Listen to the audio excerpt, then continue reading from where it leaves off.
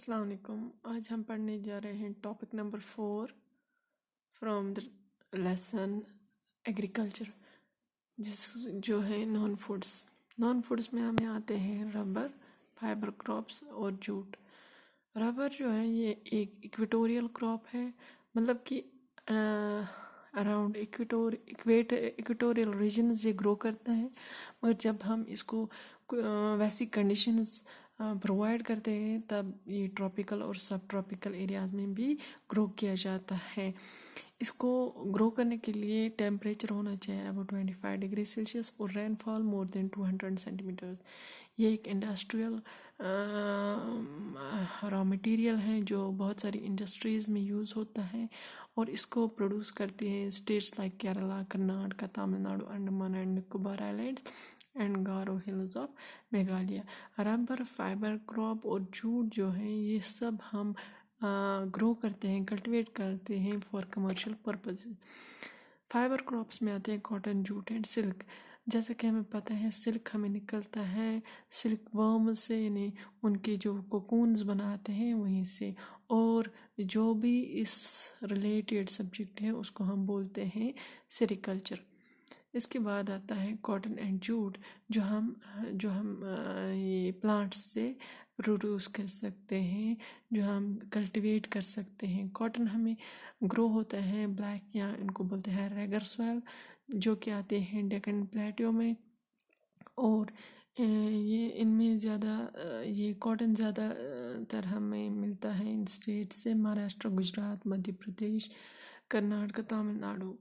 یہ ایک خریف کراپ ہے، مطلب کہ ایک سمر کراپ ہے، اور اس کو میچور ہونے میں، تیار ہونے میں 6 سے 8 مہینے لگتے ہیں. اور اس کو ٹیمپریچر ہونا چاہیے ویری ہائی، لائٹ رین فال، یا اریگیشن بھی پرووائڈ کر سکتے، اور سن شائن جو ہونی چاہیے اس کی گروتھ کے لیے وہ ہونی چاہیے برائٹ. جوٹ آتا ہے، jute well drained fertile flood plain soils میں گرو کرتا ہے، جو کہ رینیو ہوتے ہیں، جو کہ ہر سال نئے بنتے جاتے ہیں. ان کو گرو کرنے کے لیے ٹیمپریچر ہائی ہونا چاہیے. یہ اسٹیٹس ہمیں جیسے ویسٹ بنگال، بہار، آسام، اڑیسہ اینڈ میگھالیہ میں جوٹ پروڈیوس کرتی ہیں یہ اسٹیٹس. اب ہمیں آتا ہے دوسرا topic, technological and institutional reforms. جیسا کہ ہمیں پتہ ہے at the time of independence India کو بہت ساری مشکلات کا سامنا کرنا پڑا. اس میں میجر تھی یہ کہ ہمیں ایگریکلچر سیکٹر میں بہت ساری پرابلمس تھی، کیونکہ اس وقت جو گروئنگ پاپولیشن تھی اس کو پرووائڈ کرنا تھا سفیشینٹ فوڈ سپلائی. اور اس لیے جو ہمارے یہ تھے مطلب جو ایگریکلچرل سیکٹر تھا اس پہ دھیان دینا تھا. تو مین پرابلمز جو اس وقت فیس کر رہے تھے فارمر انڈیا کے وہ کیا تھے؟ پہلے fragmentation of land holdings by successive inheritance. جیسا کہ ہمیں پتہ ہی ہے پرانے زمانے میں مطلب آفٹر انڈیپینڈنس زمین جاگیردانہ نظام تھا، جس میں ایک بندے کے پاس ہوتے تھے 1000 یا 500 سے 1000 کنالز لینڈ ہوتی تھی، اور ان پہ کام کرتے تھے معمولی سے لینڈ لیس پیزنٹس جن کو ہم بولتے ہیں. تو مگر ان کو معاوضہ بہت کم ملتا تھا، ویری میگر، جو وہ اس پر اپنا گزر بسر نہیں چلا سکتے تھے. اور دوسرا آتا تھا پریمیٹیو میتھڈس آف فارمنگ، اور جہاں جو وہاں سے نکلتا تھا پروڈیوس، ییلڈ بہت کم تھا، کیونکہ بہت پرانے ٹریڈیشنل میتھڈس یوز ہوتے تھے فارمنگ میں.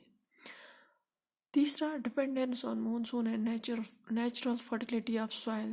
زیادہ تر لوگ ڈپینڈ ہوتے تھے مونسونز پر، اریگیشن وغیرہ کا کنسپٹ نہیں تھا، اور فرٹیلائزرز وغیرہ بھی نہیں تھے ان دنوں، اور نیچرل فرٹیلیٹی جو سوائل ہوتی تھی اسی پہ گزر بسر ہوتا تھا. فورتھ آتا ہے exploitation by local money lenders and middle man. جو ایکسپلائٹ کرتے تھے لوکل منی لینڈر، ان کو پیسے دیتے تھے، پھر ان سے زمین ہڑپ لیتے تھے. اور مڈل مین جو کہ ان کو بہت کم داموں میں ان کی جو وہ فصل ایکسس جو ہوتا تھا، سرپلس ہوتا تھا کسی کے پاس، تو وہ بہت کم داموں میں وہ لے لیتے تھے. Lack of insurance against natural calamities, جیسے نیچرل کلیمٹیز ہوتی تھی، جیسے رین فال، فلڈس وغیرہ کی وجہ سے یا ڈراٹس کی وجہ سے نقصان ہوتا تھا، اس کی بھرپائی نہیں ہوتی تھی. اور نتیجہ جو فارمرز تھے وہ غریب سے غریب بنتے جا رہے تھے. پھر the technological and institutional change initiate ہوئی انڈیا میں in order to improve the condition of farmers. اس میں پہلی چینج کیا ہے؟ پہلا ریفارمز مطلب ہوا جس میں کچھ ڈیفیکٹس ہوتے تھے اس کو امپروو کرنا. اس میں پہلا یہی تھا لینڈ ریفارمز، جیسے collectivisation, consolidation of holdings, cooperation and abolition of zamindari system. اس میں یہی کہوں گی میں، زمینداری سسٹم جو تھا وہ فورسبلی ایبولش کیا گیا گورنمنٹ نے، کیونکہ اس وقت جن لوگوں کو جو پیزنٹ سے جن کے پاس وہ زمینداروں کی لینڈ ہوتی تھی، اس کو ایک لا بنایا گیا گورنمنٹ نے، جس کے پاس جو بھی زمین ہے وہ اسی کی رہے گی.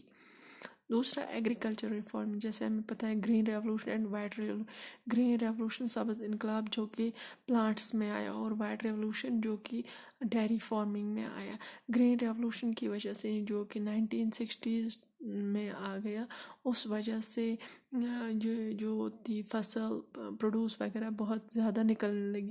اور مگر اس ٹائم بہت ساری پرابلمس تھی، اس میں بھی رچ جو تھے وہی فائدہ اٹھا سکتے، جو پور تھے ان کو فائدہ نہیں مل سکتا تھا، کیونکہ وہ fertilisers, high yielding variety seeds وہ وغیرہ نہیں خرید سکتے تھے.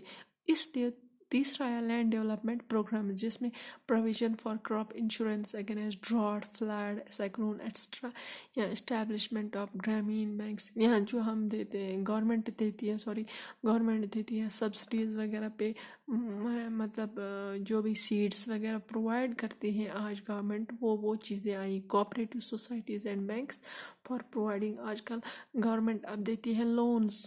جیسے اگلے پوائنٹ میں ہم دیکھیں گے ایشوئنگ آف کسان کریڈٹ کارڈ، جیسے جس کو ہم بولتے تھے KCC لون. KCC لون کی وجہ سے آج لوگوں کو بہت ساری سہولیت ملتی ہے، مطلب بہت سارے فائدے ملتے ہیں. گورنمنٹ ان کو بہت سارے فائدے پرووائڈ کرتی ہے، جس کی وجہ سے وہ اپنا پروڈیوس زیادہ سے زیادہ نکال سکتے ہیں. And personal accident insurance schemes, بہت ساری اسکیمز بھی ہیں گورنمنٹ نے پرووائڈ کی ہیں. اور ایک آتا ہے special weather bulletins and agriculture programmes for farmers اور ریڈیو اینڈ TV.